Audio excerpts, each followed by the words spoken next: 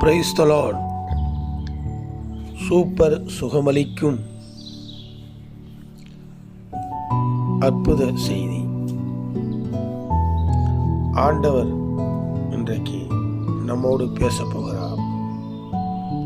இதை கேட்கிற தேவனுடைய பிள்ளைகள் அனைவரும் விசுவாசித்து சுகத்தை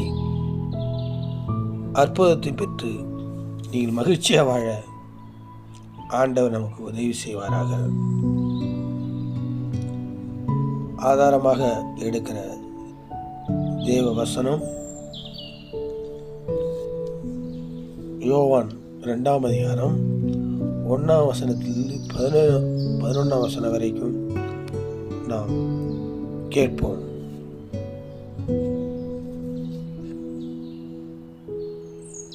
இயேசு வேலைக்காரர் நோக்கி, ஜாடிகளிலே தண்ணீர் நிரப்புங்கள் என்றார். அவர்கள் அவைகளை நிறைய நிரப்பினார்கள். அவர் அவர்களை நோக்கி, நீங்கள் இப்பொழுது மொண்டு பந்தி விசாரிப்புக்காரிடத்தில் கொண்டு போங்கள் என்றார். அவர்கள் கொண்டு போனார்கள்.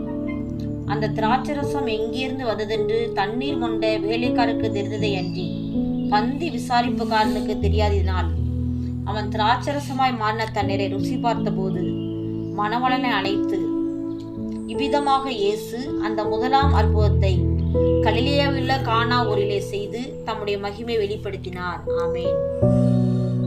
இன்னொரு வசனம்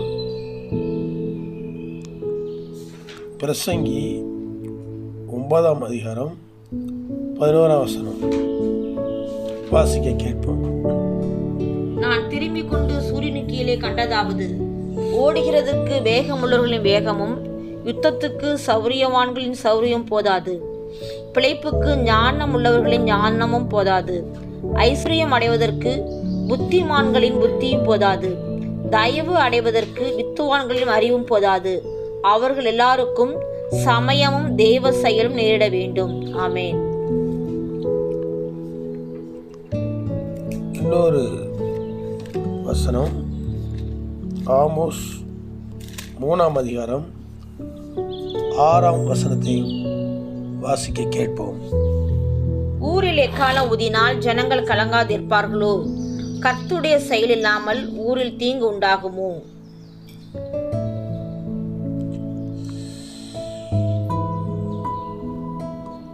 கர்த்தருக்கு மகிமை உண்டாவதாக. வேதத்தில் வாசித்தோம். ஆண்டவராய் இயேசு கிறிஸ்து முதலாம் அற்புதத்தை கானா ஊர் கல்யாணத்திலே செய்தார்.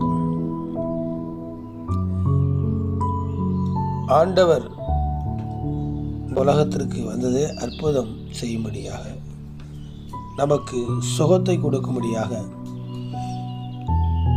எல்லாவற்றிலிருந்தும் ஆவிக்குரிய வாழ்க்கையிலும் சரீர பிரகாரமான வாழ்க்கையிலும் நமக்கு அற்புதம் செய்யும்படியாக ஆண்டவராக இந்த உலகத்துக்கு வந்தார். ஆண்டவர் எல்லாவற்றுக்கும் ஒரு நேரத்தை குறித்திருக்கிறார். அதுதான் வாசிக்கிறோம். இந்த நேரம், டைம், அந்த கல்யாணத்திலே ஆண்டவர் சொல்லுகிறார், இன்னும் என் நேரம் வரவில்லை. Time has not yet come. அதே போல பிரசங்கில வாசிக்கிறோம், எல்லாவற்றுக்கும் ஒரு நேரம் வர வேண்டும், டைம் வர வேண்டும். என்ன நேரம்? அது தேவன் குறித்திருக்கிற நேரம். தேவன் குறித்திருக்கிற நேரத்திலே நமக்கு அற்புதம் நடக்கும். அந்த அற்புதத்தை நாம் பெற்றுக்கொள்வதற்கு தேவன் குறித்திருக்கிற நேரத்தை நாம் தெரிந்து கொள்ள வேண்டும். தேவன் குறித்திருக்கிற நேரத்தை எப்படி நாம் தெரிந்து கொள்ள முடியும்? தேவனோடு இருக்கும்போது தான். தேவனுடைய வார்த்தைகளை விசுவாசிப்பது, தேவனுடைய சித்தத்தை செய்வதற்கு நாம் ஆவலாயிருப்பது. மான்கள் நீரோடையை வாஞ்சித்து கதறுதலோ என் ஆத்மா கதறுது என்று பரிசுத்தவான் சொல்கிற வேதத்தில் வாசிக்கிறோம். நாம் 3 யோவான் 1ஆம் வசனத்தை வாசிக்கிறோம். உன் ஆத்மா வாழ்வது போல எல்லாவற்றிலும் வாழ்ந்து சுகமாயிருந்து. அப்போ தேவனோடு நாம் ஐக்கியமாக இருக்கும்போது எந்தெந்த நேரத்தில் நமக்கு எது தேவை என்பதை ஆண்டவர் அறிந்து அந்த நேரத்திலே நமக்கு அந்த தேவைகளை சந்திப்பார். சரீர சுகமாக இருக்கலாம், ஆவிக்குரிய சுகமாக இருக்கலாம், அது பண தேவையாக இருக்கலாம், அதில் நமக்கு எந்த தேவை இருந்தாலும் அதை சரி பண்ணுவதற்கு ஆண்டவர் ஆயத்தமாக இருக்கிறார். உதாரணமாக ஒரு குழந்தை நம்ம வீட்டில் இருந்தால் அந்த குழந்தைக்கு எப்போ சாப்பாடு கேட்டாலும் கொடுப்பதற்கும், எப்போ தூங்குவதற்கும், அதுக்கு தூங்க வைப்பதற்கும், அதற்குடைய உடையை கொடுப்பதற்கும் எப்போதும் நம்ம ஆயத்தமாக இருக்கிறோம்.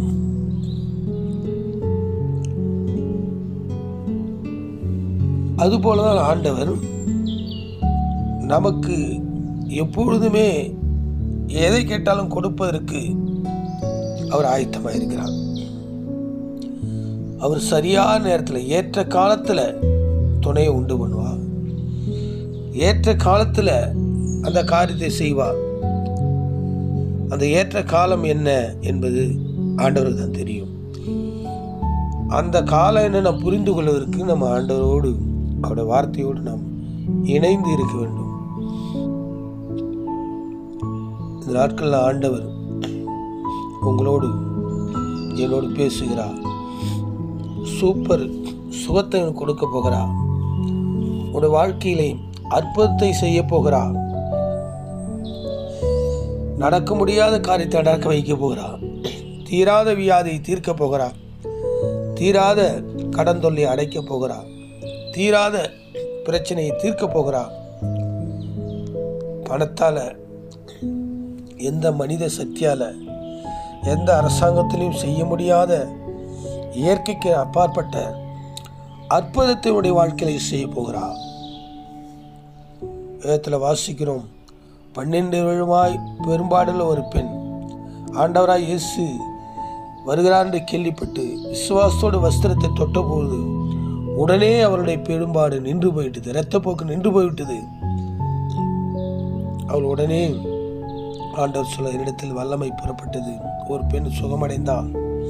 யார் அந்த பெண்? நான் தான் என்று சொல்லி அந்த மகள் சாட்சி சொன்னான். என்னுடைய வாழ்க்கையில் பல வருடமாக கண்ணீரோடும் கவலையோடும் இந்த வாழ்க்கையை முடிந்து விட்டது என்று கலங்கி கொண்டு இருக்கிறாயா? இந்த வியாதியிலே மரித்து விட்டு கலங்கி கொண்டு இருக்கிறாயா? இந்த கடன் தொல்லையாலே மரித்து விட்டு கலங்கி கொண்டு இருக்கிறாயா?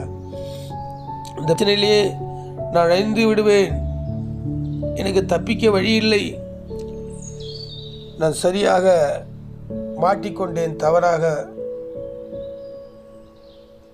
செய்த காரியத்தினால் என்று கலங்கி கொண்டு இருக்கிறாயா? ஆண்டவர் சொல்லுகிறார், உங்களுடைய வாழ்க்கையிலே நான் சுகத்தை கொடுக்க போகிறேன். தவறாக சாப்பிட்ட சாப்பாடு, தவறாக சாப்பிட்ட மருந்துகள் என்னை கொல்லப் போகிறது என்று மரணத்துக்கு நேராக போய் கொண்டிருக்கிறாயா? ஆண்டவர் சொல்ல, ஒரு சூப்பர் அற்புதத்தை நான் செய்ய போகிறேன், உடனே நான் சுகமாக்க போகிறேன். ஏனென்றால் நம் ஆண்டவர் வானத்தையும் பூமி படைத்தவர். நீ தாயின் கருவில் உருவாகும் முன்னே உன்னுடைய உறுப்புகள்லாம் ஜீவ புஸ்தகத்தில் எழுதி வைத்திருக்கிறார். உருவாவதற்கு முன்பாகவே இன்றைக்குள்ள டாக்டர் ஸ்கேன் பண்ணியும் எக்ஸ்ரே பண்ணியும் கண்டுபிடிக்க முடியவில்லை. ஆனால் ஆண்டவர் எல்லாவற்றையும் கண்டுபிடிக்க வல்லமை படைத்தவர். கண்டுபிடித்தாலும் அவர்கள் இது கடைசி நேரமாகிவிட்டது, வியாதி முற்று போய்விட்டது, குணமாக்க முடியாது என்று சொல்வார்கள். ஆனால் ஆண்டவர் மரித்து நாரி போய் அடக்கம் பண்ண லாசருவை உயிரோடு எழுப்பினார். உடைய சரீரம் இன்றைக்கு நாற்றம் எடுத்து இருக்கலாம், அடக்கம் பண்ணுற சூழ்நிலை இருக்கலாம். ஆனால் ஆண்டவர் சொல்கிறார், என்னை விசுவாசத்தால் நீ தேவனுடைய மகிமையை காண்பாய். என்னை விசுவாசிக்கிறவள் மரித்தால் பிழைப்பார்கள். மரணமே நேர்கிறதாக இருந்தாலும், ஆட்டுக்குட்டிய ரத்தத்தினாலும் வசனத்தாலும் சாத்தானை ஜெயித்தார் என்று வேதம் சொல்கிறது.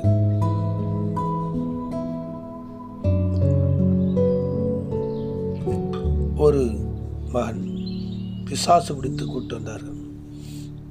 அவருக்காக ஜெபித்தோம். அவர் பயங்கரமாக 6 அடி உயரம், 100 கிலோ எடை உள்ளவர். அவர் உருண்டு பிறண்டு கத்தினார், நான் போக மாட்டேன், அவர் தகப்பனை கொன்றது நான் தான். தகப்பன வாத்தியாராக இருந்தவர். இவனையும் கொல்ல போகிறேன், போக மாட்டேன் என்று கத்தி பிறண்டது. எல்லாரும் நூற்றுக்கணக்கில் சுற்றி சூழ்ந்து கொண்டார்கள். அங்கு நானும் பாஸ்டும் சேர்ந்து ஜெபித்தோம். அந்த பிசாசு அவனை விட்டு ஓடிவிட்டது. இன்றைக்கு அப்படிப்பட்ட பிசாசு உன்னையும் உன் குடும்பத்தையும் பிள்ளைகளும் அழிக்க துடிக்கிறதா? தற்கொலை நாவிகள் வாட்டி வதைக்கிறதா? ஆண்டவர் சொல்லுகிறா, பயப்படாதே, பலன் கொண்டு திடமனதாயிரு, நான் உன்னோடு இருக்கிறேன், உனக்காக உலகத்தை படைத்திருக்கிறேன், உனக்காக நான் இந்த உலகத்துக்கு வந்தேன், உனக்காக மரித்து உன் வியாதிகளை பாவத்தை சுமந்து கொண்டேன், உன்னை பாவம் செக்க செவேர்ந்த வெள்ள பஞ்சை போல மாற்றுவேன், உன் பாவங்கள் மன்னிக்கப்பட்டது, உன் துக்கம் சந்தோஷமா மாறும் என்று ஆண்டவர் சொல்லுகிறார். அருமையான தேவஜனமே, ஆண்டவருடைய வாழ்க்கையில் இன்றைக்கு super healing miracle going to to. வாழ்க்கையில் அற்புத சூப்பர் சுகமளிக்கும் அற்புதத்தை செய்ய போகிறார். அதை நீங்கள் விசுவாசிங்கள்.